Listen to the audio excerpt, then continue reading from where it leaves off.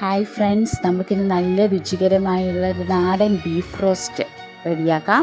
അതിനാവശ്യമായ ബീഫ് എടുത്തിട്ടുണ്ട്. 1 കിലോ ബീഫാണ് നമ്മൾ എടുത്തിരിക്കുന്നത്. അതിലേക്ക് ആവശ്യത്തിന് മഞ്ഞൾപ്പൊടി ചേർത്ത് കൊടുക്കുന്നു. മഞ്ഞൾപ്പൊടി ചേർത്ത ശേഷം മുളക് പൊടി ചേർക്കാണ്. ഒരു 2 ടേബിൾ സ്പൂൺ മുളക് പൊടി നമ്മൾ അതിലേക്ക് ആഡ് ചെയ്യുന്നുണ്ട്. നമ്മുടെ എരിവിന് അനുസരിച്ച്, എരിവ് കുറവുള്ളവർ അതിനനുസരിച്ച് ആഡ് ചെയ്യുക. അപ്പോൾ ഇവിടെ നമ്മൾ 2 ടേബിൾ സ്പൂൺ ചേർത്തിട്ടുണ്ട്. അതിലേക്ക് മല്ലിപ്പൊടി ആഡ് ചെയ്യുന്നു. അത് 2 ടേബിൾ സ്പൂൺ ആഡ് ചെയ്യുന്നു. അതിനുശേഷം ഗരം മസാലയാണ് നമ്മൾ പൊടിച്ച് വെച്ചിരിക്കുന്ന മസാല കൂട്ടെടുക്കുന്നു. അതിലേക്കത് ഒരു 1.5 ടീസ്പൂൺ നമ്മളതും ആഡ് ചെയ്യുകയാണ്.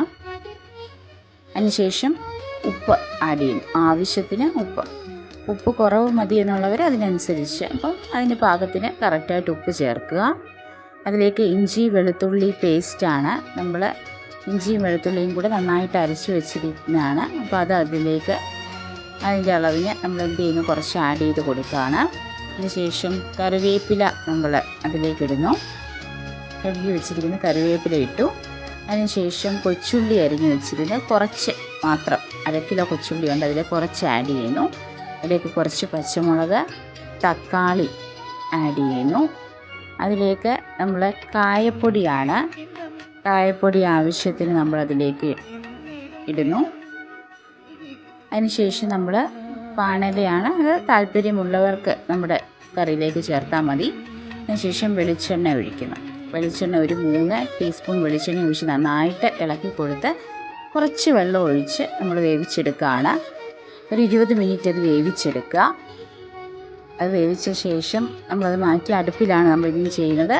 അടുപ്പിലേക്ക് ചട്ടി വെച്ച് ചൂടായ ശേഷം വെളിച്ചെണ്ണ ഒഴിച്ചു. വെളിച്ചെണ്ണ ചൂടായ ശേഷം നമ്മൾ തേങ്ങാക്കൊത്ത് ചേർക്കുകയാണ്. ആദ്യം തേങ്ങാക്കൊത്താണ് നമ്മൾ ചേർക്കുന്നത്. തേങ്ങാക്കൊത്തൊന്ന് വഴറ്റിയെടുക്കുന്നു.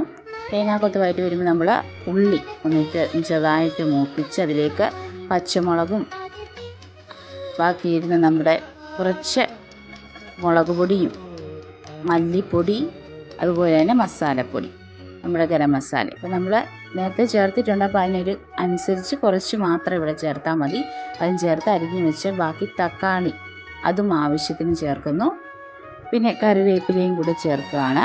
നമ്മൾ നേരത്തെ ചേർത്തതിനനുസരിച്ച് ആ ഒരു അളവിനനുസരിച്ച് നമ്മളിവിടെ കുറച്ചേ ചേർത്തിട്ടുള്ളൂ. എന്നിട്ട് ഇത് എല്ലാം കൂടി ചേർത്ത് നന്നായിട്ട് ഒന്ന് മൂപ്പിച്ചെടുക്കുക. നന്നായിട്ട് വഴറ്റിയെടുത്ത് വരുമ്പോൾ അതിലേക്ക് വേവിച്ച് വെച്ച ബീഫ് ചേർത്ത് വെളിച്ചെണ്ണയും കൂടെ ഒഴിച്ച് പിന്നെ ഇതിലേക്ക് 1 ടേബിൾ സ്പൂൺ കുരുമുളക് പൊടി ആഡ് ചെയ്ത് നന്നായിട്ട് ഇളക്കുകയാണ്.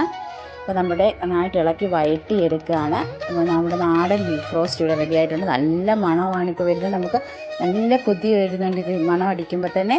ഇനി നമുക്കതൊരു സെർവ് ചെയ്യാം ഒരു പാത്രത്തിലേക്ക്. നല്ല സൂപ്പർ ടേസ്റ്റാണ്. എല്ലാവരും ട്രൈ ചെയ്ത് നോക്കണം. Thank you.